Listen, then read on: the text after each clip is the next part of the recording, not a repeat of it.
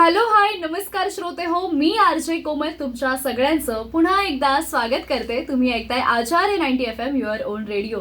आणि श्रोते हो, जसं की तुम्हाला कल्पना आहेच की आपल्या आचार्य 90 FMच्या स्टुडिओमध्ये नेहमीच विविध क्षेत्रातील मंडळी येत असतात. आपण त्यांच्यासोबत संवाद साधत असतो, त्यांच्यासोबत बातचीत करत असतो आणि त्यांचं जे क्षेत्र आहे त्याविषयी जाणून घेत असतो. पण आज आपल्या स्टुडिओमध्ये ईश्वर नागरे सर आलेले आहेत. ईश्वर सरांबद्दल जर सांगायचं झालं तर अगदी वयाच्या 8व्या वर्षापासून त्यांनी कीर्तन करायला सुरुवात केली आणि आज सर ह भ प श्री ईश्वरजी महाराज नागरे म्हणून आज ठिकठिकाणी ते कीर्तन करत आहेत. ते कीर्तनकार आहेत, प्रवचनकार आहेत आणि कथाकार सुद्धा आहेत. आणि असं सरांचं जर एक बघायला गेलं तर फक्त कीर्तन करतोय म्हणून त्यांचा जो काही बॅकग्राऊंड आहे तो फक्त त्यांनी कीर्तनाचा अभ्यास केलेला आहे असं नाही. तर सर एक MA सरांचा झालेला आहे पॉलिटिकल सायन्समधून आणि BA सुद्धा झालेला आहे. रुरल डेव्हलपमेंट हा विषय होता त्यांचा. तर असं म्हटलं जातं किंवा आत्ताची जी तरुण पिढी आहे यासाठी मला असं वाटतं एक अपवाद म्हणून आपण सरांकडे बघू शकतो. कारण आत्ताच्या पिढीला काय आवडतं, आत्ताच्या जनरेशनला काय आवडतं. तर मी माझ्या मित्रांसोबत जाऊन मी कुठेतरी वेगळा बिझनेस करेन किंवा सांस्कृतिक क्षेत्राशी निगडीत असलेला काहीतरी एखादा वेगळा बिझनेस करेन किंवा फार फार तर एखादा जॉब करेन, 9 to 5 जॉब करेन, अशी एक मेंटॅलिटी असताना कुठेतरी ह्या तरुणांपेक्षा एक अपवाद ठरणारं हे व्यक्तिमत्व म्हणजे ईश्वर नागरे सर आहेत. सर तुमचं खूप खूप स्वागत आहे आपल्या स्टुडिओमध्ये. आणि खरं तर मी बऱ्याच वेळा अनेक मुलाखती घेतलेल्या आहेत आणि कीर्तनकार म्हटलं की एक कुठेतरी मग 40-50 गाठलेला एक युवक किंवा एक मनुष्य आपल्यासमोर, एक प्रतिमा आपल्यासमोर उभी राहते. पण वयाच्या फार म्हणजे जसं की तुम्ही मला माहिती सांगितली की 8व्या वर्षापासून तुम्ही कीर्तन करायला सुरुवात केली. म्हणजे ज्या वयामध्ये आपल्याला काय बोलावं किंवा कसं बोलावं याची कल्पनाही नसते त्या वयामध्ये तुम्ही हे कीर्तन करायला सुरुवात केली. तर कशी सुरुवात झाली नेमकी या क्षेत्राशी, काय सांगाल? क्षेत्र म्हणजे मी याच्याकडे कधी क्षेत्र म्हणून पाहिलंच नाही. आपण एका आयुष्य जगतो म्हणजे उदाहरणार्थ सकाळी उठणं, रात्री झोपणं, जेवणं, नित्यक्रिया, अन्निक यांच्याकडे आपण काही क्षेत्र म्हणून बघत नाही. अगदी माझ्या आयुष्याचा नित्याचा भाग म्हणूनच ह्या गोष्टीमध्ये मी रममाण होत आलो. आणि खास करून कौटुंबिक मार्गदर्शन आणि वातावरण अनुकूल असल्या कारणाने मला ते जमलं. अन्यथा प्रतिकूल वातावरण असतं तर ते कुणालाही शक्य नसतं. पण तरीही म्हणजे एक जर मी माझ्या मागच्या प्रवासामध्ये डोकावून पाहिलं तर मला असं वाटतं की माझं वातावरण प्रतिकूल जरी असतं तरी सुद्धा मी घडलो असतो. कारण एक म्हणतो ना त्याचीच इच्छा असते की ह्या व्यक्तीला घडवायचं आहे. त्या पद्धतीने मी घडत गेलो आणि प्रयत्न करत गेलो आणि मुळात माझ्या प्रयत्नांना यश येत गेलं. त्यामुळे खरंच आभार आहेत त्या परमपित्याचे सुद्धा आणि त्या वातावरणाचे आणि त्या व्यक्तिमत्वांचे सुद्धा ज्यांनी मला मार्गदर्शन केलं. सर खरं तर कसं असतं की जेव्हा आपल्याकडे शिक्षण पद्धती होती म्हणजे गुरुकुल एक असायचं. म्हणजे शिक्षण घेण्यासाठी गुरूंकडे जाऊन राहणं किंवा त्यांच्याकडून ते शिक्षण आत्मसात करणं, अशा बऱ्याचशा गोष्टी आपल्याकडे असायच्या. जेव्हा तुम्हाला कळलं की किंवा तुमच्या आईने तुम्हाला तसे संस्कार दिले अगदी कमी वयापासून ते तुमच्यावरती ते रुजलं गेलं ते सगळं, तर जेव्हा तुम्हाला म्हणजे आता 8 वर्षाचे असताना तुम्हाला माहित होतं की तुम्ही कीर्तन करताय किंवा तुम्ही छान बोलू शकताय किंवा अध्यात्म हा विषय तुमचा असू शकतो. पण यानंतरही म्हणजे असं बऱ्याचदा असतं ना की जे आता सध्या आपण एक उदाहरण बघूयात, काही कीर्तनकार असतात त्यांचे मुलं असतात तर ते त्यांना तेव्हा त्याच शिक्षणासाठी हे करतात. पण मग तुमचं शिक्षण पण असं वेगळं झालेलं आहे. मग तेव्हा तुम्हाला असं वाटलं नाही का की मी इथून असं वेगळं शिक्षण घ्यावं किंवा फक्त याच बाबतीमध्ये शिक्षण घ्यावं? कारण तुमचं शिक्षण म्हणजे MA BA सगळं झालेलं आहे. असं मला वेगळा प्रश्न थोडा जाणवला. नाही, मला म्हणजे अजूनही माझी इच्छा आहे की मला LLB आणि PhD करायचंय. पण त्यातही अध्यात्म नाही, PhDचा विषय वेगळा ठेवावा आणि कायद्याचा अभ्यास सुद्धा करावा अशी माझी अजूनही इच्छा आहे. आणि त्या व्यतिरिक्त मला लिखाणही करायचं आहे. परंतु कसं आहे, एक माझी नेहमीची सवय आहे की मला नवीन नवीन गोष्टी करायला आणि शिकायला आणि त्या परफॉर्म करायला खूप आवडतात. म्हणजे अगदी जाती धर्माच्या आणि प्रांताच्या भेदांपलीकडे जाऊन म्हणजे कव्वाल्या आणि म्हणजे नुसरत फतेह अली खान साहेब, बडे गुलाम अली खान साहेब, नूरजहां, लता दीदी, म्हणजे यांनी आणि लता दीदींचं व्यक्तिमत्व खास की कारण त्यांनी प्रत्येक भाषेमध्ये जाऊन स्वतःची छाप ठेवली. म्हणजे नवीन. आणि एक अजून कालचीच गोष्ट आहे, आदरणीय सुधा मूर्तींचं एक वक्तव्य आहे की माणूस जोपर्यंत शिकत असतो ना तोपर्यंत तो म्हातारा होत नाही. तो लेट इट बी, की तुम्ही जोपर्यंत तरुण राहू शकता ना तोपर्यंत तरुण राहा, स्वतःला म्हातारे होऊन देऊ नका. मग तिथे वय आड येत नाही. मी नवीन गोष्टी शिकत राहिलो आणि मला म्हणजे उदाहरणार्थ सामाजिक शास्त्र, समाजाप्रती प्रेम असल्या कारणाने सामाजिक शास्त्रामध्ये रुची लागली. मानसशास्त्र, आता व्यक्तींमध्ये लहानपणापासूनच हजारो लाखो लोकांच्या सहवासात राहण्याची सवय, त्यामुळे मानसशास्त्राचा अभ्यास पण करायला मला त्रास नाही झाला. ग्रामीण विकास, आपण ज्या समाजात राहतोय त्यातला मोस्ट ऑफ समाज हा गावांकडचा आहे. आणि आदरणीय राष्ट्रपिता महात्मा गांधी सुद्धा म्हणाले होते की खेड्यांकडे चला.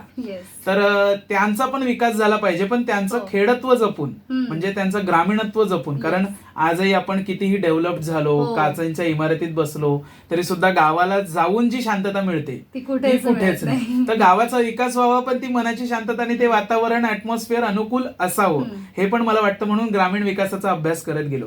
आणि राज्यशास्त्र, राज्यतंत्र कसं चालतं त्या पद्धतीचा अभ्यास केला. आणि एक स्वतःचं सुशिक्षित्व असावं, पण ते जरा वेगळ्या ढंगाने असावं, वेगळ्या डबेने चालावं. पाठ्यपुस्तकात जे लिहिलंय त्या पद्धतीने चालणं त्यापेक्षा आपल्या मनातलं काहीतरी तयार करणं, पाठ्यपुस्तकाची त्याला जोड देणं आणि अभ्यास करत पुढे जाणं, ही माझी पहिल्यापासून सवय राहिली आहे. येस, नक्कीच. म्हणजे आज मला असं वाटतं आपल्याला जेव्हा लोक ऐकतील तेव्हा लोकांनी जी एक चौकट बनवून घेतलेली आहे किंवा आपल्या समाजाने एक चौकट बनवून घेतलेली आहे किंवा आपले तरुण विद्यार्थी तरुण असतील त्यांचं एक असं असतं की अरे हे काय, हे मला नाही जमू शकत, मी कथाकार, प्रवचनकार किंवा कीर्तनकार, मला हे जमणार नाही. पण असं नाहीये. म्हणजे भले मी कोणत्या बॅकग्राऊंड मधून आली असेल, माझा शिक्षणाचा भाग वेगळा असून मी या गोष्टी नक्कीच करू शकतो. अर्थात त्यासाठीही अभ्यास हा महत्वाचा आहे. अभ्यास फार गरजेचा आहे. कारण एखाद्या लोकांना उपदेश करणं किंवा त्यांना एखाद्या गोष्टीची माहिती करून देणं, त्यासाठी अगोदर स्वतः खूप अभ्यास करावा लागतो, स्वतः खूप प्रिपेअर असावं लागतं. तुम्ही जेव्हा बाहेर अशा व्याख्यानासाठी, कीर्तनासाठी जेव्हा जाता तेव्हा तुम्ही कशी स्वतःची तयारी करतात? म्हणजे आता तर तुम्हाला 14 वर्ष झालेली आहेत, तुम्ही हे सगळं करताय, पण जेव्हा सुरुवातीला तुम्ही जायचात तेव्हा कशी तयारी करायचात किंवा घरच्यांच्या काय प्रतिक्रिया असायच्या की बापरे तू इतक्या लहान वयात असे सुरू केलंयस तर असा अभ्यास कर, तसा अभ्यास कर, काय? अगदी मनापासून खरं सांगायचं जर झालं तर तुम्हाला खरंच हसू येईल, आश्चर्य वाटेल, विश्वास बसणारही नाही. मी वयाच्या 8व्या वर्षापासून ह्या गोष्टीला सुरुवात केली आहे, पण अजून एकदाही मला काय बोलायचं आहे आणि याला साक्षीदार माझे घरचे आहेत. त्यानंतर काही लोकांना विश्वास बसायचा नाही, पण हळूहळू लोक माझ्या आयुष्याशी जोडत गेले, निगडीत होत गेले. माझ्या प्रवासांमध्ये माझ्या बरोबर मंडळी यायला लागली, एज्युकेटेड पर्सन यायला लागले, सामाजिक व्यक्तिमत्व यायला लागली. ते माझ्याबरोबर प्रवास करायचे तेव्हा ते बघायचे, अरे हा खातोय पितोय आरामात, याचं अर्ध्या तासानंतर 1 तासानंतर कार्यक्रम आहे, याला बोलायचं आहे. आणि सुरुवात केल्यानंतर हा काय लवकर थांबणार नाही, 3-3, 4-4 तास बोलतो. मग याचा अभ्यास कशा पद्धतीने, मग लोकांना पटत गेलं की नाही हा खरं सांगतोय, याने कधी अभंग पाठ केले नाही, याने कधी म्हणजे असं तयारी केली नाही. आणि आज जेव्हा मी बघतो ना की आई वडील मुलांच्या हातात स्क्रिप्ट देतात, एक स्क्रिप्टच असतं ते की तुम्हाला हे बोलायचंय, एवढं बोलायचंय, अशा पद्धतीने बोलायचंय. त्यामुळे काय होतं, अभ्यास हा शब्द ऐकला ना की मुलांना भीती निर्माण होते. अभ्यास म्हणजे काय, स्वतः प्रती घेतलेला ध्यास, आणि त्या ध्यासाने तुम्ही काहीतरी शिकत जाता. म्हणजे एकदा काय समजा तुम्हाला चित्राची आवड असेल किंवा पाककृतीची आवड असेल तर तुम्ही जे स्वतःला त्याच्यामध्ये इन्व्हॉल्व्ह करून शिकत जाता ना ते सर्वात महत्वाचं आहे. मग तो अभ्यास होतो. जाणून बुजून जबरदस्तीने बसवलं म्हणजे अभ्यास नाही. आणि पोपटपंची, आणि पोपट सगळीकडे जर झाले तर निसर्गाची मजा राहत नाही. कारण ती टिवटिव थोड्या पुरतं ऐकायला आवडते, पण इतर प्राणी सुद्धा सुखदायक असतात, आनंददायक असतात. त्यामुळे पोपटपंची व्यतिरिक्त कोणीतरी वाघ असावं, कोणीतरी हत्ती असावं, म्हणजे कोणी शरीर सौष्ठव क्षेत्रात असावं, अशा पद्धतीने सर्वांनी काम करावं. तर मी कधी प्रिपरेशन केलं नाही. मी उभा राहायचो आणि अध्यात्म म्हणजे माझी लहानपणापासून एक सूत्रावली, म्हणजे एक फॉर्म्युला टाईप माझ्या मनात बसलं होतं की माझ्या आयुष्यातला अनुभव, त्याला संतांच्या रचनांची जोड आणि परंपरेमार्फत, अभंगामार्फत लोकांपर्यंत पोहोचवणं आणि आपल्याला जे साध्य झालंय ते लोकांना साध्य करण्यामध्ये मदत करणं, हे पहिल्यापासून अध्यात्माची व्याख्या असल्या कारणाने मी सुरुवात कुठूनही केली तरी शेवट त्या अध्यात्माकडे जायचा. आणि आद्य शंकराचार्य हे खूप लहान वयापासूनच करायला लागले. तर मला एक म्हणजे त्यांचा आदर्श असा सांगता येईल की मी लहानपणापासूनच अद्वैतावर बोलतो. म्हणजे जात भेद, सत्य असत्य, ऊन सावली, कशाच गोष्टीचा भेद नाही. निसर्गाची रचना करणारा परमपिता एकच आहे. स्त्रीही तोच आहे, पुरुषही तोच आहे, निर्जीवही तोच आहे, सजीवही तोच आहे. तर अशा पद्धतीने मी वाटचाल करत गेलो आणि लहानपणापासून म्हणजे अगदी पहिल्यापासून अद्वैतात रमल्या कारणाने लोकांना माझं बोलणं आवडायचं की हा याच्यामध्ये भेदभाव नाहीये. आणि वर्तणुकीत पण आपण ते दाखवून देतो. मग त्याला योगाचा, ध्यानाचा, क्रियेचा अभ्यास आणि जोड दिल्या कारणाने लोकांच्या मनावरती बिंबत गेलं आणि लोक ध्यानी बनले, जपी बनले आणि भक्त झाले. आणि भक्त म्हणजे काय, जो भक्तीची करुणा मनामध्ये ठेवून आसक्ती सोडतो आणि एकाग्र चित्त होतो तो भक्त. त्यामुळे अशा पद्धतीने कारण आता हल्ली शब्द भांडार जे आहे, शब्दांचं सामर्थ्य आणि सौष्ठव ऐकलं की लोकांना वाटतं अरे सद्गुरू म्हणजे काय. सद्गुरू म्हणजे जो चांगली शिकवण देतो तो सद्गुरू. गुरु तुम्हाला 1000 भेटतील, गुरु वाईटही शिकवेल. म्हणजे व्यसन करायला शिकवणाराही गुरुच आणि गाडी चालवायला शिकवणाराही गुरुच. पण त्यातल्या त्या सद्गुरू म्हणजे सद्गुरू तुम्हाला कधी चुकीचं सांगणार नाही. तर सद्गुरू विरुद्धाचा अर्थ तो आहे. त्यानंतर भक्त विरुद्धाचा अर्थ तुम्हाला मी सांगितला, आसक्ती वगैरे. शब्द भांडार, वोकॅब्लरी मजबूत असल्याने समोरचा घाबरतो. परंतु न घाबरता ज्या वेळेला आपण अभ्यासाने पुढे जातो त्यावेळेला आपल्याला सहज कळतं हे कठीण काहीच सांगत नाहीये, हे फसवणूक नाहीये, लुबाडणूक नाहीये.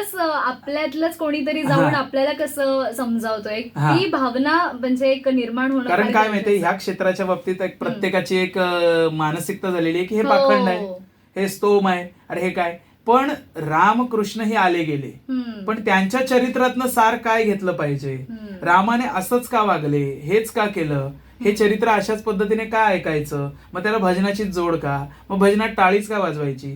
बघायला गेलं तर असंख्य प्रश्न आहेत, असंख्य. म्हणजे तुम्हाला आश्चर्य वेगवेगळ्या प्रकारची तुम्हाला या क्षेत्रात लाभतात.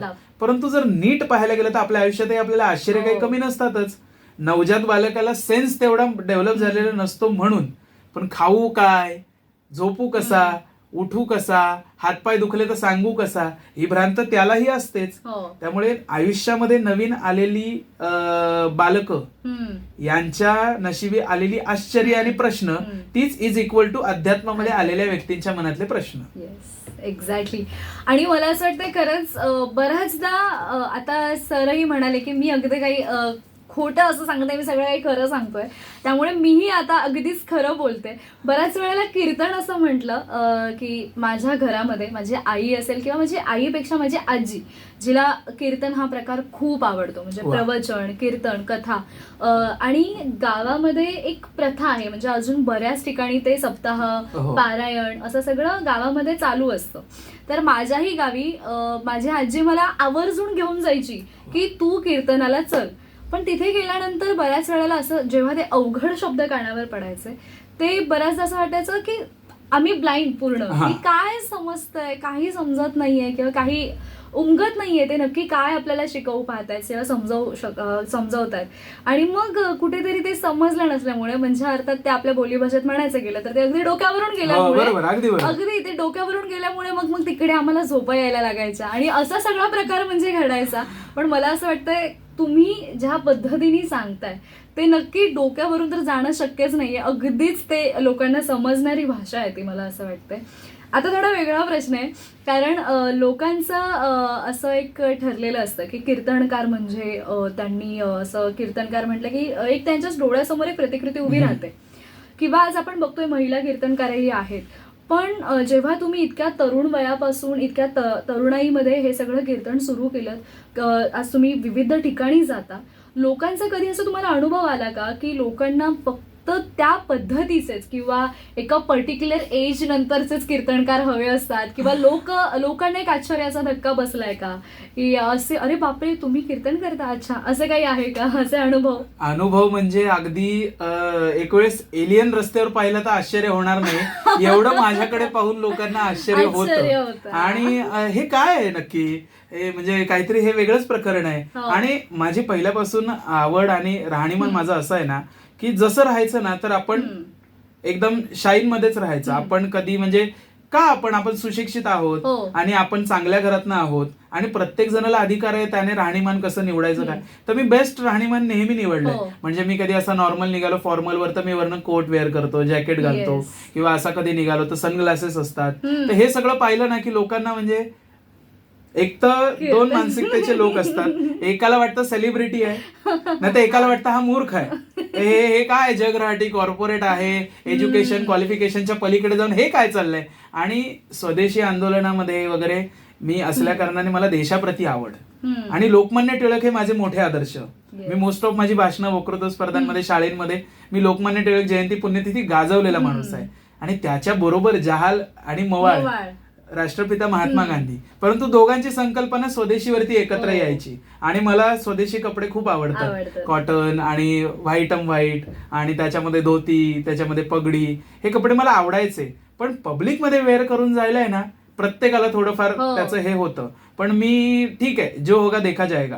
पण नंतर नंतर मनातला जो कॉन्फिडन्स डेव्हलप होत गेला, तर माझ्या गुरूंनी पण सांगितलं की शर्माना नहीं, सीधे चले जाना, राह में तू जितना चलेगा ना उतने तेरे पीछे कारवा बनता जाएगा.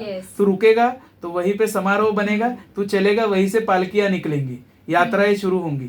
तो तू अपने आप को कैपेबल बना, अपने आप को सक्षम बना, कारवा तेरे पीछे बनता जाएगा. मग माझा तो कॉन्फिडन्स अगदी म्हणतात ना 7व्या आसमानाला, आता तर काय मला घेणंही नाही देणंही नाही कोणाशी, तर मी माझं करणार मनापासून. तर मी राहणीमान नेहमी उच्च निवडलं.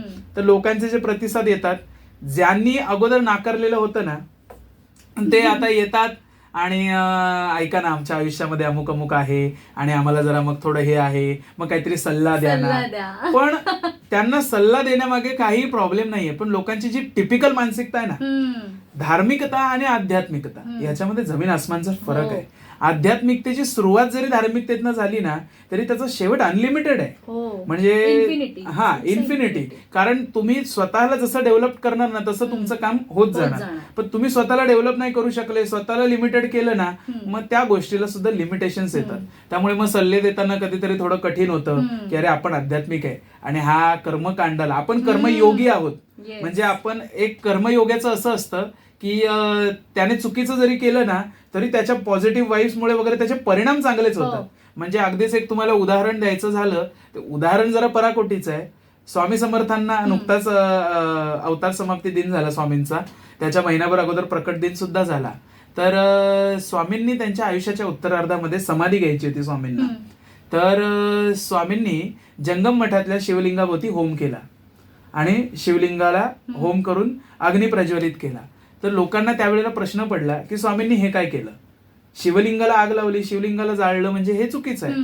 पण दुसऱ्या दिवशी ते शिवलिंग 10 पट 1000 पट तेजाने झळकायला लागलं. मग तेव्हा लोक येऊन स्वामींना सांगायला लागले. मग स्वामींचं तेव्हा मौनच होतं, कारण कर्मयोगी कधी बोलून दाखवत नाही. याचा अर्थ असं नाही का मी स्वामींची माझी बरोबरी करतोय, पण मी आध्यात्मिक वातावरणात अद्वैतात असल्या कारणाने देव आणि माणूस याच्यामध्ये काहीही फरक नाहीये. माणसाचा सिक्स सेन्स डेव्हलप झाल्यानंतर, स्वतःला जाणल्यानंतर माणूस सुद्धा देव बनू शकतो.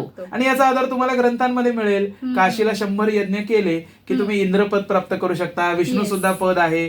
अशा पद्धतीने हे डेव्हलपमेंट आहे, हे तुम्हाला कुठेही कळेल. तर अशा पद्धतीने मग समोरच्याला सांगताना अरे हा कर्मकांडी आहे, याला सल्ला कसा देऊ. मग त्याला काय सांगावं लागतं, एक काम कर, अमुक अमुक मग उपवास कर, किंवा मग अमुक अमुक जप कर, किंवा मग देवळात अमुक अमुक वेळेला जा. काय तर त्याच्यातली आध्यात्मिकता प्रौढ व्हावी. कारण एक मॅच्युरिटी त्याच्यामध्ये आल्याशिवाय त्यालाही कळणार नाही. म्हणजे उदाहरणार्थ एक म्हण आहे, दुधाने तोंड वाजल्याशिवाय माणूस ताकही फुकून पेत नाही, किंवा दुधाने तोंड वाजल्यावर माणूस ताकही फुकून पितो, अशा पद्धतीची म्हण आहे. मग एकदा का त्याला अनुभव आला ना की मग तो त्या आध्यात्मिकतेमध्ये मुरतो. आणि मग त्याला आठवतं नाही बरं झालं मला महाराजांनी सांगितलं, मग आता अशा पद्धतीने, आणि त्याची कामं आपोआप होत जातात. कारण जर तुमच्या मनात सकारात्मकता असेल ना, तुमचं कठीणातलं कठीण काम सुद्धा होऊ शकतं. पण मला असं वाटतंय आता हे सांगत असताना एक थोडंसं झालं की आपले जे लोक आहे, सर्वसामान्य लोक आहे ना, त्याची कुठेतरी गल्लत होते या सगळ्या गोष्टींमध्ये, आध्यात्मिक आणि धार्मिक या गोष्टींमध्ये. म्हणजे या गोष्टींमध्ये एक जे वेगळेपण आहे ना, लोक त्याला सोडून, म्हणजे ते बाजूला ठेवून लोकांना असं वाटतंय की मी फक्त देवपूजा केल्याने, किंवा मी फक्त मी उपवास केल्याने, किंवा मी या सगळ्या गोष्टी केल्याने माझ्या सगळं सुख दुःख, म्हणजे माझं जे काही आहे ते कामं अगदी सोपी होणार आहेत. म्हणजे अशा बऱ्याच गोष्टींची लोकांमध्ये गल्लत होताना पाहायला मिळते. म्हणजे लोकांना जो या दोन गोष्टींमध्ये फरक आहे, तो फरक समजायला थोडंसं अजून अवघड जाते, असं वाटतंय का तुम्हाला? अवघड जातंय, पण त्याच्या मागचं कन्क्ल्युजन काय माहितीये, मी हो नाही म्हटलं नाही काय होणार नाही. म्हणजे मी हो म्हटलो किंवा नाही म्हटलो तर मला त्याच्यातलं कारण सांगावं लागेल ते कारण अशा पद्धतीचं आहे, आपण नवजात असतो बरोबर, सुरुवात आपली लहानपणापासून होते, पण तोच लहान मुलगा पुढे जाऊन कलेक्टर होतो, तोच न्यायाधीश होतो, तोच प्रधानमंत्री होतो, राष्ट्रपती होतो, किंवा सर्व शक्तिमान वगैरे काहीतरी काहीतरी काहीतरी होतो. इमॅजिनरी मध्ये चालता तो खूप काहीतरी होतो, प्रॅक्टिकल मध्ये याल तरी पण तो खूप काहीतरी होतो. पण हाच केव्हा तरी डायपर घालून घरात रांगत होता, हे बघितल्यानंतर आपल्याला किती हसायला येतं. अशाच पद्धतीने माणूस डेव्हलप होत जातो. आणि डेव्हलपमेंट, आध्यात्मिकतेची ज्या वेळेला विकास पात्रता सुरू होते ना, त्याची सुरुवात धार्मिकता आहे. धार्मिकता म्हणजे काय, तुम्ही घरातल्या देवाळापासून, घरातला देवार आहे तिथून नमस्कार करायला जी सुरुवात करता, त्यातलीच काही मंडळी पुढे जाऊन तासन तास मेडिटेशन करतात. त्यांच्या टच मध्ये सुद्धा गेलं किंवा त्यांनी आपल्याला स्पर्श जरी केलं तरी आपल्याला एक स्पर्श, आध्यात्मिक स्पर्श, दिव्य स्पर्श जाणवतो. याचं उदाहरण म्हणजे विवेकानंदांना रामकृष्ण परमहंसांनी ज्या वेळेला काली मातेकडे पाठवलं, विवेकानंदांचे प्रश्न असायचे की देव तुम्ही पाहिलाय का, मला दाखवाल का, देव आहे का वगैरे वगैरे. पण परमहंसांच्या सानिध्यात गेल्यानंतर परमहंस म्हणाले मला काय माहित नाही, तिला जाऊन विचार. तिला म्हणजे काली मातेला, दक्षिणेश्वरी काली मातेला. पण काली मातेच्या समोर गेल्यानंतर विवेकानंदांचं चरित्र तुम्ही वाचा, त्यांच्या मुखातून 3च उद्गार निघायचे, ज्ञान दे, विवेक दे, वैराग्य दे. मग असं 3दा झालं. बाहेर यायचे, स्वामीजी विचारायचे काय झालं, परमहंस विचारल्यानंतर स्वामीजी म्हणायचे नाही असं झालं. अरे तुला तर देव पाहिजे ना, जा विचार तिला. असं 2दा-3दा झाल्यानंतर परमहंसांनी त्यांना रिटर्न आल्यानंतर मांडी घालून बसायला सांगितलं, डोळे मिटायला सांगितलं, आणि थोड्या काळानंतर, अवकाशानंतर आपल्या पायाचा अंगठा त्यांना स्पर्श केला. तर तो स्पर्श केल्यानंतर विवेकानंदांना चैतन्य जाणवलं, एक प्रकारची समाधी अवस्था, जी रोज आपण साखर झोपेमध्ये अनुभवतो, परंतु आपला सेन्स डेव्हलप झाला नसल्या कारणाने आपल्याला त्याची अनुभूती मिळत नाही. मग ही विवेकानंदांना जागृतावस्थेत, म्हणजे रिअल लाईफ मध्ये ती अनुभूती झाल्यानंतर त्यांना आता त्यांच्या माइंडमध्ये ते राहून गेलं, आणि मग त्यांनी तिथून सुरुवात केली. तर अशा पद्धतीने माणसाला अनुभूतीची सुरुवात कुठून होते, घरातल्या देवळात जरी नमस्कार केला तरी त्याच पायरीपासून सुरू झालेले योगी होतात, जपी होतात, सक्सेसफुल होतात, सुशिक्षित होतात. म्हणजे उदाहरणार्थ एक चांगल्या पोझिशनवर यायला, पदावर यायला तुम्हाला पॉझिटिव्हिटी, शिक्षण, कर्तबगारी, वातावरण, समाज, ह्या सर्व गोष्टी अनुकूल असाव्या लागतात. आणि नसल्या तर तुम्हाला त्या करून घ्याव्या लागतात. म्हणजे उदाहरणार्थ एक उदाहरण सांगतो तुम्हाला.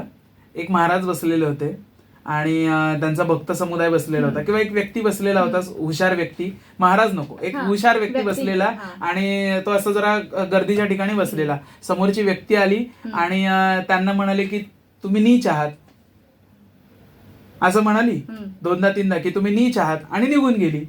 तर ती व्यक्ती निघून गेल्यानंतर आजूबाजूचे लोक म्हणाले काय वेडा माणूस आहे, याला तो नीच म्हणून गेला आणि हा शांत कसा, उलट हा अजून हसतोय आणि सकारात्मकता याची डेव्हलप झाली, उगाच आनंदी झालाय. तर त्यातले 1-2 जण शहाणे, म्हणजे ज्यांना काही कामधंदा नसतो म्हणण्यापेक्षा त्यांना उत्सुकता जास्त असते, असं आहे. म्हणजे अतिशहाणी माणसं ती आली आणि ते म्हणाले अहो साहेब ते तुम्हाला नीच म्हणाले. तर ते म्हणाले त्यात काय गैर आहे, मी नीचच आहे. हे हसायला लागले. मग म्हणे नीच म्हणजे काय, नीले अंबर के तले रहकर भी मंजिल की चाह रखने वाला. मग असं म्हटल्यानंतर का तो शब्द त्यांना भडीमार लागणार आहे. आदरणीय शंकर महाराज ज्या वेळेला कोल्हापूरच्या अंबाबाईच्या देवळात जायचे तेव्हा पण ते एक शब्द वापरायचे, पण त्या शब्दाची फोड जर तुम्ही केली ना तर त्याच्या शब्दाच्या सुरुवातीला येतो र म्हणजे काय, रीम रीम रीम हा महालक्ष्मीचा शक्तीचा बीज मंत्र आहे. आणि त्याच्या शेवटी येतो ड म्हणजे डमरू वाले के साथ रहने वाली. त्याला काना आहे र ला, त्या रच्या कान्यामध्ये काय, ती आद्य शक्ती आहे, ती अनादी आहे. त्या अनादी तत्वाचं तिथे अनुभूती होते. आणि तो जो टिंब आहे र च्या वरती, त्या टिंबाची अनुभूती म्हणजे काय, इथेच सुरुवात आहे, इथेच शेवट आहे. जरी प्रकृती आणि पुरुष असले तरी दोघांमध्ये कसलाही भेद नाही, आधी पण हेच, अंतही हेच. अशा पद्धतीने ज्या वेळेला आपण शब्दांची फोड करतो ना त्यावेळेला आपल्याला उपरती होत जाते. आणि no one cares better than, म्हणजे आपली काळजी आपल्यापेक्षा दुसरं कोणीच घेऊ शकत नाही, आणि आपला विकासही आपल्याशिवाय दुसरं कोणीच करू शकत नाही. मग आपल्या विकासाची फोड कशी करावी हे आपण स्वीकारलं पाहिजे, दुसऱ्याच्या हातात नाही. दुसरा तुम्हाला पुशअप करू शकतो, पण तो तुम्हाला म्हणजे उदाहरणार्थ तुम्ही दिशादर्शक बघितलं, रस्त्यावरचा बोर्ड बघितला, आचार्य मराठे कॉलेज इकडे आहे, बरं कॉलेजमध्ये आल्यानंतर FM रेडिओ इकडे आहे, कॅम्पस खाली आहे, अशा पद्धतीने पाहिलं तर मला कुठे जायचं हे मी ठरवलं पाहिजे. एक्झॅक्टली. कॅम्पसच्या मार्गे यायचं असेल तर कठीण पडेल, पण जर लिफ्टने आलो तर लवकर पडेल, जिन्याने आलो तर थोडे कष्ट होतील. मंजिल एकी होती है, जाने के मार्ग अलग, रस्ते वेगवेगळे असतात. बरोबर बरोबर, नक्कीच. आणि सर आपण सध्या बघतोय की आपल्या भारताची जी संस्कृती आहे ती फार मोठी आहे आणि आपण तिची जोपासना केलीच पाहिजे. आणि मला असं वाटतं आपण जे आत्ताचे यूथ आहोत, आत्ताचे जे यूथ जनरेशन आहे, त्यांनी ती संस्कृती कुठेतरी जोपासली पाहिजे असं नेहमी वाटत असतं. पण आता तुम्ही म्हणजे एक म्हणजे तुमचं शिक्षण असं असून सुद्धा तुम्ही हा एक अध्यात्म करताय किंवा कीर्तनकार प्रवचनकार म्हणून करताय किंवा म्हणजे असं म्हणतात ना की ही आपली एक संस्कृतीच आहे. पण आजचे जे तरुण आहेत ते ह्या सगळ्या गोष्टींपासून थोडे दूर राहत आहेत का? कारण जेव्हा आपल्या आजी आजोबांचा जो वेळ होता त्यावेळेला आपले आजी आजोबा आपल्या आई वडिलांना घेऊन अशा सगळ्या कीर्तनाला किंवा अशा कार्यक्रमांना जायचे जिथे त्यांच्यावरती ते शब्द किंवा त्या सगळ्या गोष्टी रुजवल्या जायच्या. पण आत्ताच्या आई वडील आहेत त्यांनाच मुळात वेळ नाहीये की ह्या सगळ्या गोष्टींना ते जातील. त्यामुळे आत्ताची जी लहान मुलं आहेत, ऍटलिस्ट आपली जी जनरेशन आहे त्यांना ह्या गोष्टी थोड्याफार माहीत तरी आहेत. पण आता आपल्या पुढची जी पिढी आहे त्यांना कीर्तन प्रवचन किंवा कथाकार हे काय असतं ह्या सगळ्या गोष्टींपासून ते फार लांब आहेत. मग आता काय वाटतंय तुम्हाला की बाकीच्या तरुणांनी किंवा आपल्यासारखे अनेक तरुण आहेत त्यांनी कशा या गोष्टींमध्ये पुढे आलं पाहिजे? कसं आहे म्हणजे सोन्याच्या खाणीत सोनं मिळतं आणि विहिरीत गेलं तर पाणी मिळतं, जंगलात गेलं तर निसर्ग मिळतो आणि सफरचंदाच्या झाडाला सफरचंद मिळतं, बाबडीच्या झाडाला काटे मिळतात.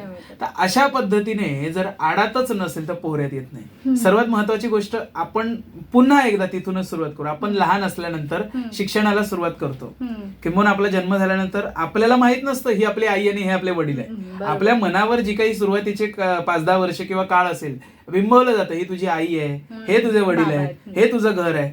तशा पद्धतीने शिक्षण सुद्धा 1, 2 ABCD हे सगळं शिकवलं जातं. ह्याला रस्ता म्हणतात, कमळ उठ, शरद कमळकडे बघ, अमुक पद्धतीने अंकलिपी वगैरे आपण वाचतो. तर अशा पद्धतीने शिकवलं जातं. या गोष्टीची पण एक शिकवण आहे. आणि कसं असतं काही गोष्टी शिकवाव्या लागत नाही. म्हणजे उदाहरणार्थ माणसाला जेवायला शिकवावं लागतं. उजव्या हाताने खा, हात नीट घास बनव आणि खा वगैरे वगैरे 32 वेळेला चाव. परंतु लोडिंग शिकवलं जातं, अनलोडिंग शिकवावं लागतं का? माणसाचं आपोआप होतं. तर अगदी त्याच पद्धतीने काही गोष्टी माणसाकडे मुळात असतात, त्या डेव्हलप कराव्या लागतात. आणि त्याही पलीकडे जाऊन माणूस काहीतरी शिकत असतो बघून. म्हणजे उदाहरणार्थ 10 लोकांना जर ह्या दिशेला जाताना पाहिलं तर आपल्याला उत्सुकता लागते, अरे इथं काहीतरी आहे, जरा जाता जाऊन बघूया, आपल्याला काय फक्त क्रॉस करूनच जायचं आहे. तर अशा पद्धतीने माणसाची उत्सुकता असते. जर घरातच ते वातावरण नसेल तर मुलं ते शिकू शकणार नाही. आणि मुलांनी ते शिकावं म्हणून घरच्यांनी सुद्धा तसं वातावरण तयार केलं पाहिजे. आणि उदाहरणार्थ आता काही लोक मोबाईलच्या विरोधात आहेत. मोबाईलच्या विरोधात असून चालणार नाही. त्या मोबाईलमध्ये सुद्धा त्यांना सकारात्मक वातावरण निर्माण करून द्या. त्याच्यात त्यांनी भजनं ऐकली पाहिजेत, त्यात त्यांनी व्याख्यानं ऐकली पाहिजेत, त्यांनी विषयाची फोड केली पाहिजे. हे ज्या वेळेला मुलं शिकतात ना तेव्हा खऱ्या अर्थाने त्यांचा विकास व्हायला सुरुवात होते. आणि व्होकॅब्युलरीची गोष्ट, मुळात शुद्ध मराठी कोणत्याच घरात बोललं जात नाही. बरं, जे मराठी बोललं जातं ते सुद्धा नीट बोललं जात नाही. बरं, हिंदी जिथे बोललं जातं तिथे सुद्धा हिंदी नीट बोललं जात नाही. आणि जिथे इंग्रजी बोललं जातं आणि जिथे इंग्रजी बोललं जातं ते सुद्धा म्हणजे प्रॉपर शुद्ध इंग्रजी नसतं. मग त्यामुळे झालंय काय माहितीये, हायब्रिडची एक सवय लागली ना आपल्याला, तशा पद्धतीने सगळं मिक्सअप आहे. बरं, सगळं मिक्सअप कल्चर जरी डेव्हलप झालं त्यात सुद्धा यश नाही. म्हणजे उदाहरणार्थ एक संगीत अवस्था जी आहे भारताची, जी डेव्हलप केलेली आहे भारताने, सामवेदातले मंत्र हे संगीताला अनुकूल आहेत. आणि अशा पद्धतीने संगीत कला डेव्हलप झाली. तर म्हणजे वेद 4-5 हजार वर्षापूर्वींचं लिटरेचर हे आतापर्यंत चालत आलंय. तर एवढं जुनं संगीत कला आणि त्या कलेच्या सानिध्यात आपण गेल्यानंतर आपल्याला आपोआप मंत्रमुग्धता मिळते. म्हणजे उदाहरणार्थ त्या कलेची साधना केलेली व्यक्ती जर आली तर आपल्याला आनंद मिळतो अक्षरशः. आणि ती वाईब क्रिएट होते. उदाहरणार्थ त्यांच्या बोलण्यात पण संगीत भिनभिनत असतं, बरोबर. तर अशा पद्धतीने ते आपल्या मनावर बिंबलं गेलं पाहिजे. आणि तेच जर बिंबवलं गेलं नाही, घरातच तसं वातावरण नसेल, घरातच तशी व्होकॅब्युलरी नसेल तर काहीही होऊ शकत नाही. ती व्होकॅब्युलरी घरच्यांनी क्रिएट करायला पाहिजे, ते ऍटमॉस्फिअर घरच्यांनी क्रिएट करायला पाहिजे. आणि जरी घरच्यांना जमलं नाही तरी सुद्धा एक व्यक्ती कुणीतरी घरातला, आजी आजोबा, नातेवाईक, मित्र, यातल्या कोणाला तरी ती गोडी हवी. कारण आजही आपल्या आयुष्यामध्ये मित्र नावाचं व्यक्तिमत्व खूप मोलाचं आहे. आजी, इंस्टाग्रामच्या जमान्यामध्ये तर प्रत्येकाला कोणा ना कोणाबद्दल तरी कळवळा येतच असतो आणि तो फक्त ट्रेंडिंग पुरता असतो. त्या ट्रेंडिंगच्या पलीकडे जाऊन ज्या वेळेला आपण विचार करतो ना की आपल्याला कोणती तरी व्यक्ती ही मोलाची वाटते, त्या व्यक्तीला आपण एक प्रकारे ब्लाइंडली फॉलो करतो किंवा आपण त्याचं गोष्ट निरीक्षण करतो, त्याची फोड करतो आणि अनुकरण करून अनुभूती घेतो. असं जर नाही झालं तर मग आपल्या आयुष्याला काही उपयोग राहत नाही. आणि मग आपलं आयुष्य म्हणजे उदाहरणार्थ मग अशी मी तुम्हाला सांगत होतो, संगीताच्या क्षेत्रामध्ये संगीत ऐकलं की आपल्याला शांतता मिळते, पण हल्लीकडेच रॅप नावाचा जो प्रकार आहे किंवा हिप हॉप आहे, हेही संगीत आहे, मनाला आनंद देतं, परंतु गोडी लागते का? म्हणजे एक सर्टन आफ्टर सर्टन लिमिट, एक मनाला जी तुमची अनुभूती हवी ती म्हणजे काही काळानं म्हणजे तास 2 तास कंटिन्यू तुम्ही रॅप नाही ऐकू शकत. म्हणजे उदाहरणार्थ एखादं गाणं ऐकलं इनफ आहे, तास 2 तास ऐकलं, दिवसभर ऐकलं, 3-4 दिवस कंटिन्यू ऐकलं, चौथ्या दिवशी तुम्ही नको रे बाबा, डोकं आता माझं दुखायला लागलं. पण संगीताच्या बाबतीत तुम्ही जितकं आत शिरता तितकं ते व्यापक होत जातं आणि मग ते तुमच्या फायद्याचं आहे. मग फायद्याचं काय हे मनावर बिंबवावं लागतं. पण मग सध्याचं कल्चर कसं आहे, त्याच्यात पण शंका कुशंका काढणं. शाळेत गेल्यानंतर यालाच 1 का म्हणावं, यालाच 2 का म्हणावं हे कधी विचारलं नाही. परंतु काही क्षेत्रांमध्ये आल्यानंतर माणसाच्या हे असं काय झालं असं बऱ्याचदा बोललं जातं. माणसांच्या शंका एवढ्या डेव्हलप होतात ना, नाही मग देव काच मानला पाहिजे. अरे बाळा, पहिलं ऐक, पहिलं मान.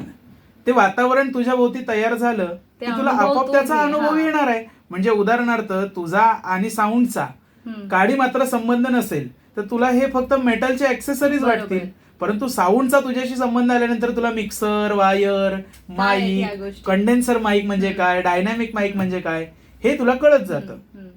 अशा पद्धतीने त्या क्षेत्रात पहिल्यांदा उतरावं लागतं, बिंबवावं लागतं त्या क्षेत्राला मनावर, आणि मनात गोडी निर्माण झाली की मग हळूहळू त्या क्षेत्रातले कण आणि कण, कोपरे माणसाला कळत जातं. येस, नक्कीच मला ते अगदी पटलेलं आहे ही गोष्ट. कारण बऱ्याचदा आपण आणि हल्लीचा तो अगदीच हे झालेलं आहे. म्हणजे एखादी गोष्ट आपण एखाद्याला जेव्हा एका चांगल्या अर्थाने किंवा चांगला दृष्टिकोन ठेवून जर एखाद्याला एखादी गोष्ट जर समजायला जात असू, तरी अनेक जण आहेत आपल्या अवतीभोवतीच असे अनेक जण असतात जे अरे हो, जर मी तुला ही गोष्ट अशी सांगते तर ती अशी आहे, तर ती आपण एक्सेप्ट करावी. पण असं एक्सेप्ट करत नाहीत लोक.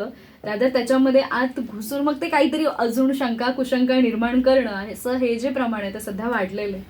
नक्की, अगदी तुम्ही खरं आणि छान सांगताय सगळं. अगदी खूप ऐकायलाही छान वाटतंय. आणि जे काही म्हणजे ज्या गोष्टी तुम्ही इथे सांगतायत त्या अगदी असं बोलतात ना की आपल्याशी कुठेतरी संबंधित आहेत.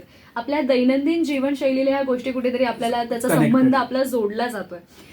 थोडा आता वेगळा प्रश्न असा आहे की जेव्हा तुम्ही शिक्षण घेत होतात, म्हणजे जेव्हा तुमचं कॉलेज लाईफ तुमची सुरू होती, तर कॉलेज लाईफमध्ये जेव्हा तुमच्या अवतीभोवती असणार तुमचाही मित्रपरिवार असेल, जेव्हा तुमच्या मित्रपरिवाराला माहित होतं की हा कीर्तन करतोय किंवा हा अशा प्रकारच्या सगळ्या ह्या गोष्टी आहेत त्याच्या सुरू आहेत, तेव्हा त्यांच्या प्रतिक्रिया कशा असायच्या किंवा काय?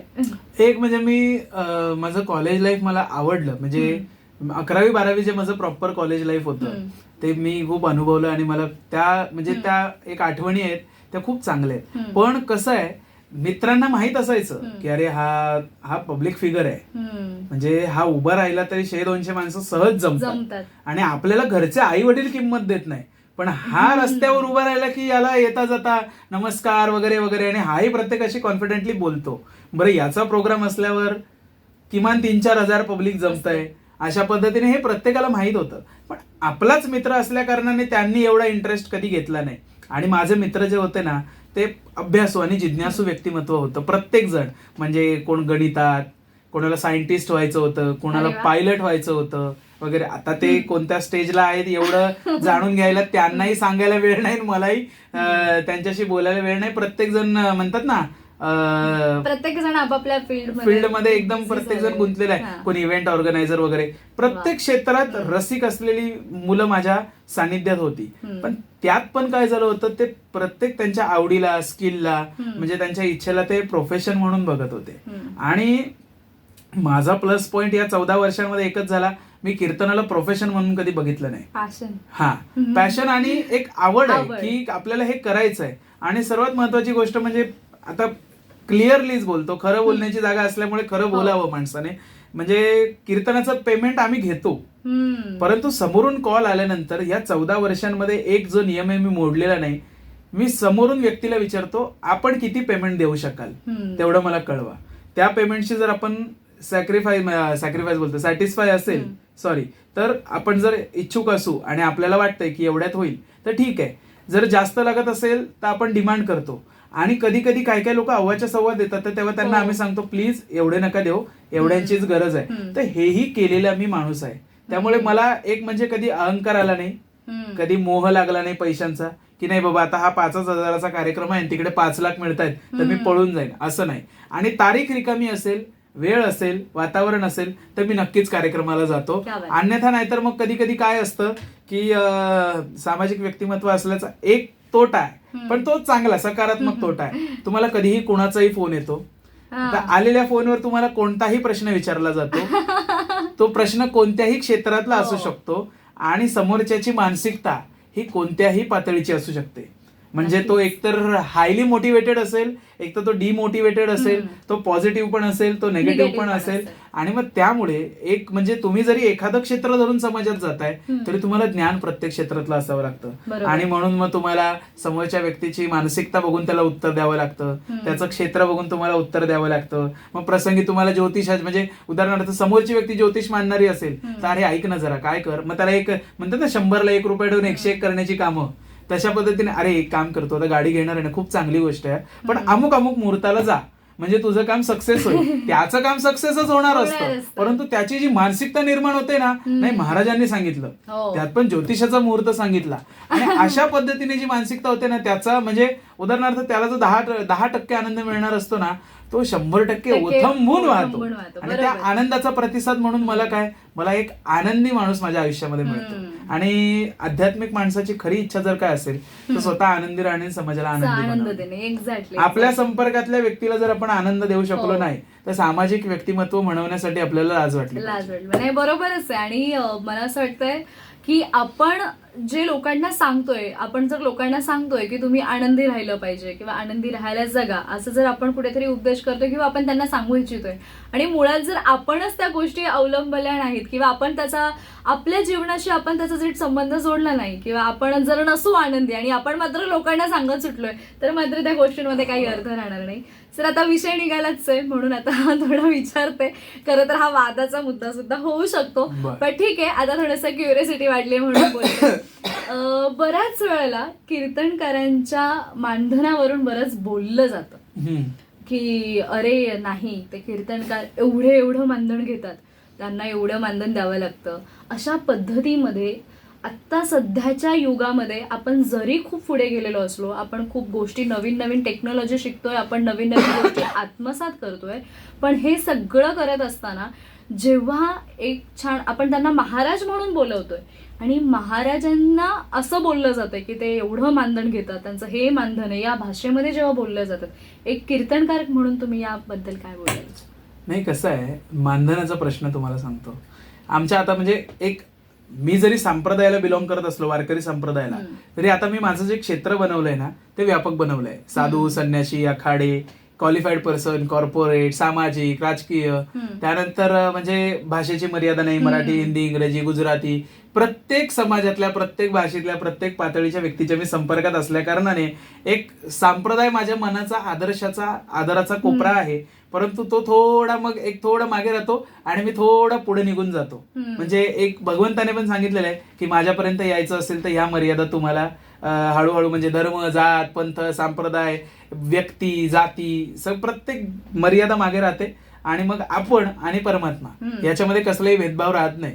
आणि मग आपण निजानंदी राहतो. एक शब्द म्हणजे हा जड शब्द आहे. निजानंदी म्हणजे नित्य आनंदी, अव्याहत आनंदी, म्हणजे निज म्हणजे जवळ, सतत आनंदाच्या जवळ आपण असतो, ब्रह्मानंदी असतो, चैतन्यानंदी असतो.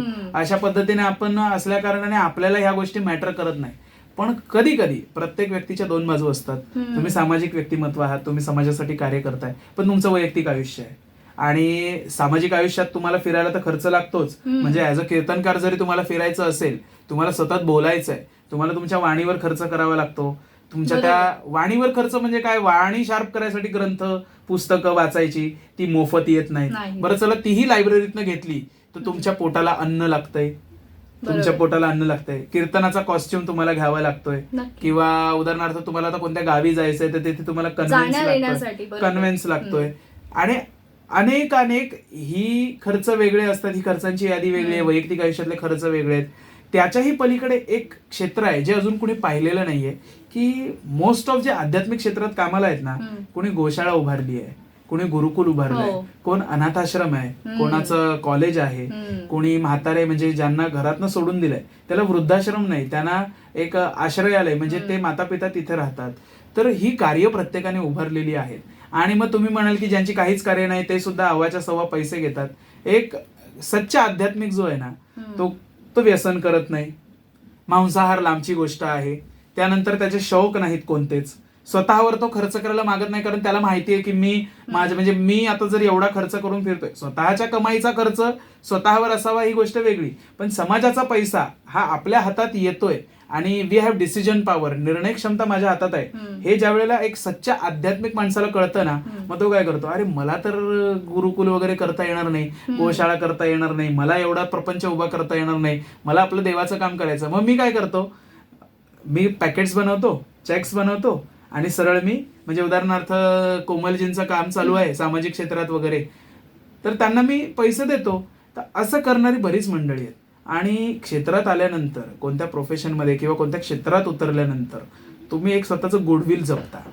आणि आजही ज्या बाजूला तुम्हाला पब्लिक दिसतं की हे अव्वाच्या सव्वा पैसे घेतात, त्याच बाजूला दुसरी मानसिकता म्हणजे हा 400 रुपये घेतो म्हणजे याच्याकडे काहीच नसेल रे, पण ज्या अर्थी 4 लाख देऊन मी याच्या व्याख्यानाला जाऊन बसतो म्हणजे मला काहीतरी चांगलंच मिळेल. काय असतं, काही काही लोकांना आहे ना भारावून टाकण्याची कला असते.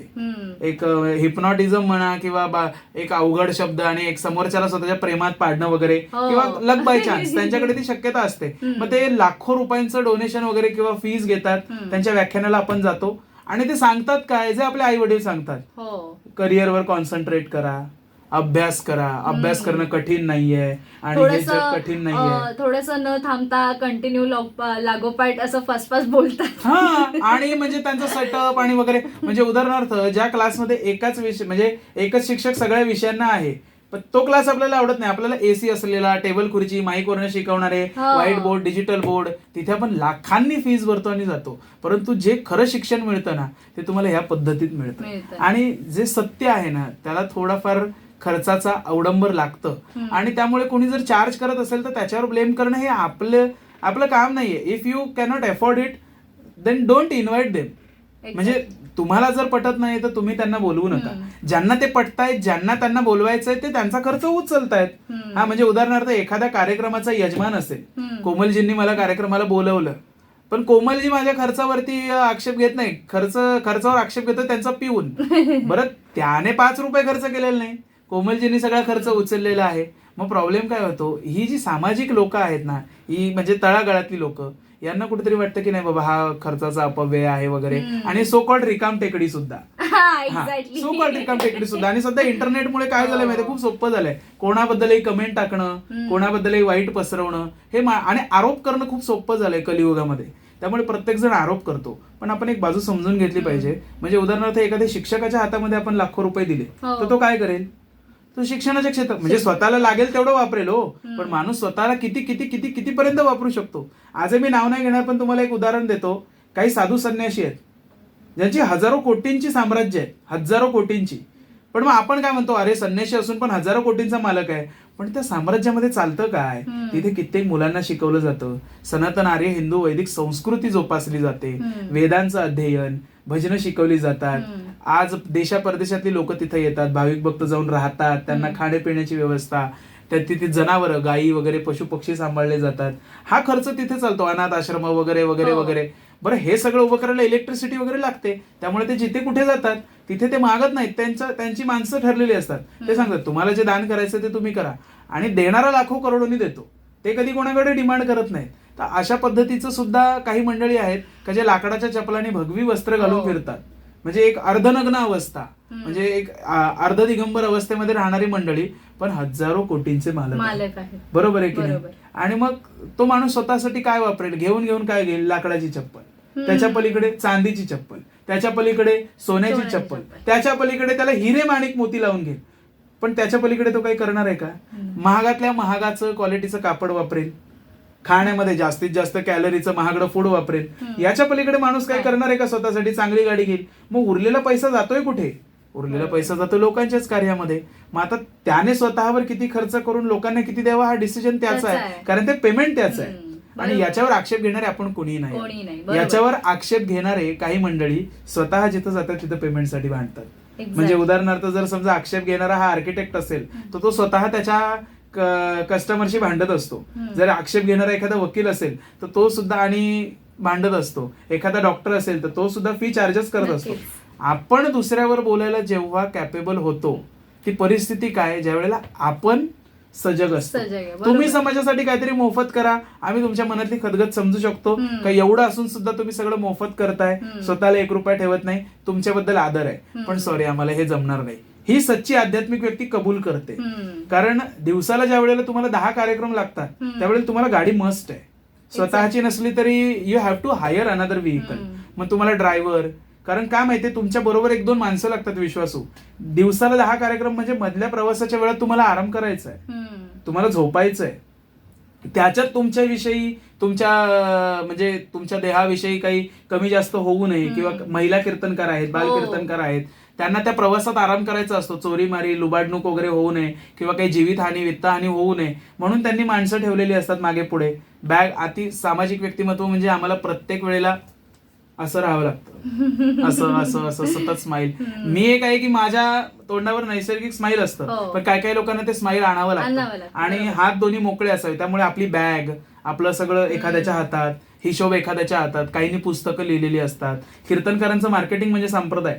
ती पुस्तकं घेऊन ते एक माणूस वेगळा असतो, त्यांचा ड्रायव्हर असतो वगैरे वगैरे. हा स्टाफ त्यांचा असतो, त्यांना पेमेंट द्यावं लागतं. मग समाजासाठी ते काहीतरी करतायत तर त्याचा खर्च त्यांना उचलावा लागतो. आपण त्यांच्यावर आक्षेप न उचलता आपण त्यांना काहीतरी सजेशन देता आलं पाहिजे किंवा अनुकूल परिस्थिती अशी निर्माण करता आली पाहिजे की आपण आपली गाडी पाठवावी. महाराज जरा तुम्ही या, आम्ही तुम्हाला घेऊन येतो, सोडतो, तुमची सगळी व्यवस्था आम्ही करतो, आता फक्त तुम्हाला किती हवेत तेवढं बोला. मग तो जर सच्चा माणूस असेल, त्याला वेळ असेल आणि त्याला यायचंय तर मग काही देऊ नका, मी येईन तुमच्या बरोबर.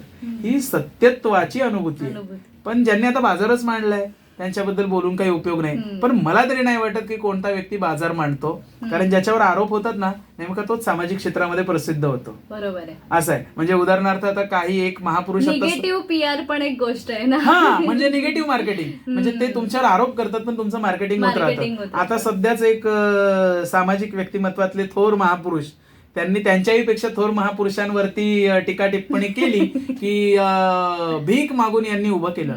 अहो, दान याला भीक नाही म्हणत. भीक म्हणजे काय? स्वतःसाठी मागितली जाणारी गोष्ट म्हणजे भीक. आणि दान म्हणजे काय? मला काहीतरी उभं करायचं सामाजिक क्षेत्र. राष्ट्रपिता महात्मा गांधींनी देशाकडे ज्या वेळेला डिमांड केली त्यावेळेला कित्येक महिलांनी स्वतःचे ऐवज उतरवून दिले, काहींनी मंगळसूत्र दिली. एक वृद्ध माता होती, तिचा पुत्र हा सैन्यामध्ये सैनिक होता आणि तो शहीद झालेला होता. तर त्याची सोन्याची फ्रेम असलेली फोटो फ्रेम होती, म्हणजे सोन्याची हे असलेली ती फ्रेम त्या मातेने गांधीजींच्या झोळीत टाकली. आणि गांधीजी म्हणाले, नाही माते, हे असं नाही चालणार. ती म्हणाली, माझा मुलगाच नाही राहिला, ज्या देशासाठी मुलगा कुर्बान झाला तिथे ही फ्रेम मी कशाला ठेवू, हे घेऊन जा तुम्ही.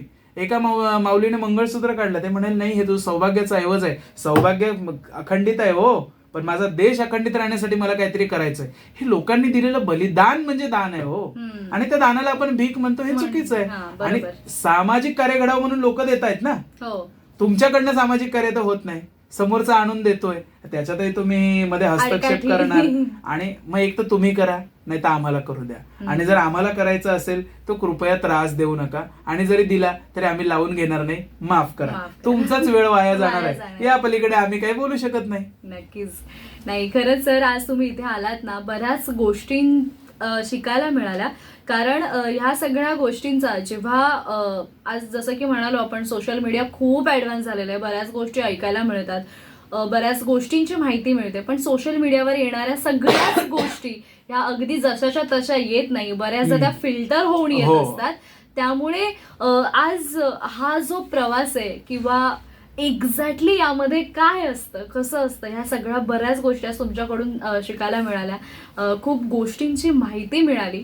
कारण आम्ही फक्त एखाद्या कीर्तनकाराला एखाद्या मंचावरती, एखाद्या व्यासपीठावरती उभं राहून, तासनतास उभं राहून कीर्तन देताना, प्रवचन देताना बघितलेलं आहे. पण त्यामागेही त्यांची काही परिस्थिती असते, त्यामागे त्यांचं आयुष्य कसं असतं, ते तिथवर कसे पोहोचलेले असतात, हा प्रवास आज तुमच्या मार्फत आम्हाला समजला. जाता जाता इतकंच विचारेन सर, प्रत्येक वेळी कुटुंब हे फार महत्वाचं असतं. आपण जेव्हा आपल्या आयुष्यामध्ये पुढे वाटचाल करत असतो तेव्हा आपल्याला प्रत्येक ठिकाणी आपलं कुटुंब हे फार महत्वपूर्ण ठरतं. तुम्हाला तुमच्या कुटुंबाचा कसा सहभाग लाभलेला आहे या सगळ्या गोष्टींमध्ये, कसं सहकार्य लाभलेलं आहे? अगदी खरं सांगायचं जर झालं तर वसुधैव कुटुंबकम ही उक्ती आध्यात्मिक माणसाच्या मनावरती बिंबलेली असते. आणि त्यातल्या त्यात आमच्या ज्ञानेश्वर महाराजांनी जे बिरुद लावलेलं आहे, जी अभंग रचना केली आहे, ती तर मी नेहमी आमच्या आई वडिलांना म्हणून दाखवतो. म्हणजे मी जरी कीर्तनकार असलो तरी मी माझ्या आई वडिलांचा मुलगा आहे. मला माझ्या आयुष्यामध्ये खूप सारे व्यक्तिमत्व आहेत. मी कुणाचा तरी मित्र आहे, मी कुणाचा तरी मुलगा आहे, मी कुणाचा तरी भाऊ आहे, कुणाचा तरी भाचा, पुतण्या वगैरे वगैरे, कुणाचा दादा आहे. अशा पद्धतीने वेगवेगळी व्यक्तिमत्व माझ्याही आयुष्यात आहे. त्यामुळे मी जरी महाराज असलो तरी माझं प्रवचन आणि माझी आध्यात्मिकता ही माझ्या आई वडिलांच्या पुढे जास्त टिकाव धरू शकत नाही. त्यामुळे कधीतरी एक असा उद्रेक झाल्यानंतर आहे ना, मी ज्ञानेश्वर महाराजांचं हे प्रमाण आहे ना असं सहज गातो आणि आई वडिलांना असं म्हणून दाखवतो.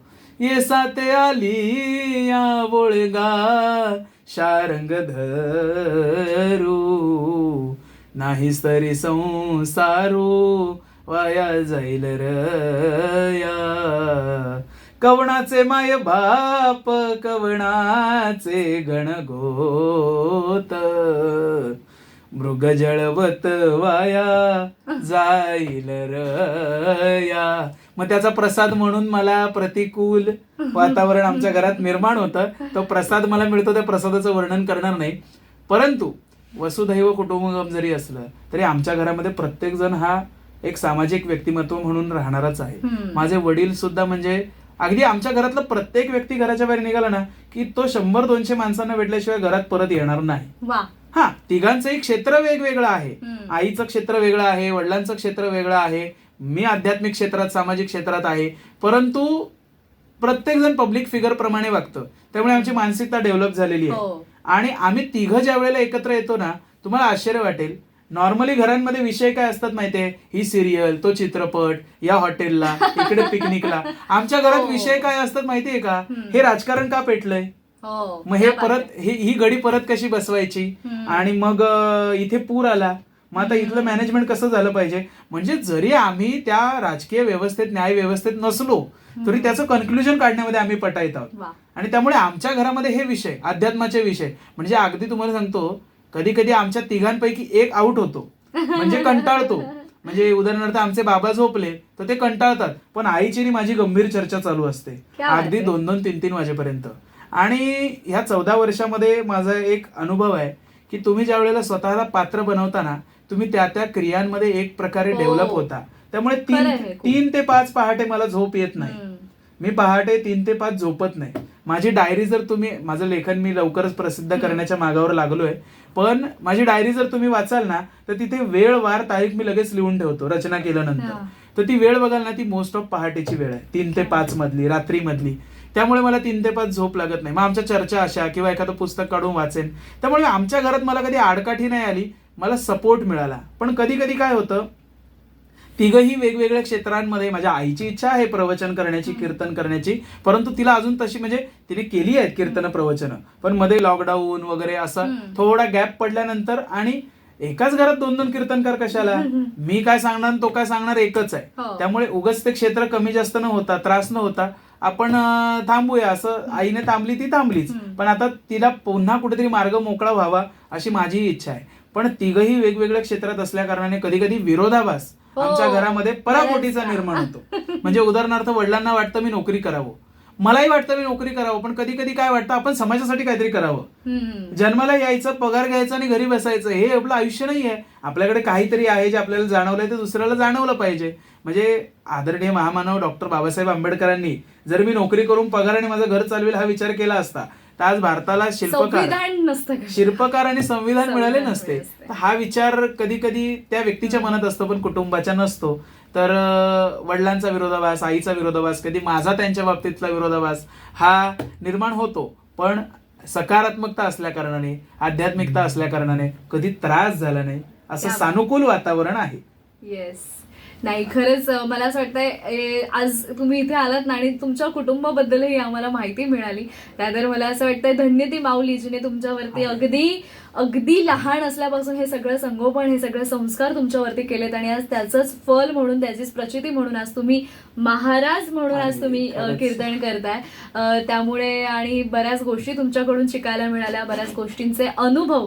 असं म्हणतात ना की समोरचा माणूस जेव्हा त्याचे अनुभव आपल्याला सांगत असतो, तो व्यक्त करत असतो, तेव्हा आपल्याला ते अनुभव येतात. त्यामुळे नक्कीच आज अनेक गोष्टींचं तुमच्या मार्फत मार्गदर्शनही झालं आणि तुम्ही खरंच तुमच्या या बिझी शेड्यूलमधून आज आमच्या आचार्य 90 FM ला आलात, आमच्याशी छान संवाद साधलात, छान मुलाखत दिली. त्यामुळे मी आमच्या आचार्य 90 FM तर्फे तुमचे खूप खूप आभार मानते आणि लवकरच जे तुम्ही लिहिलेलं लेखन आहे तुमचं ते आम्हाला लवकरच वाचायला मिळो अशी ही अपेक्षा करते आणि ही मुलाखत इथेच थांबवते. पुन्हा एकदा तुमचे खूप खूप आभार. खूप खूप धन्यवाद.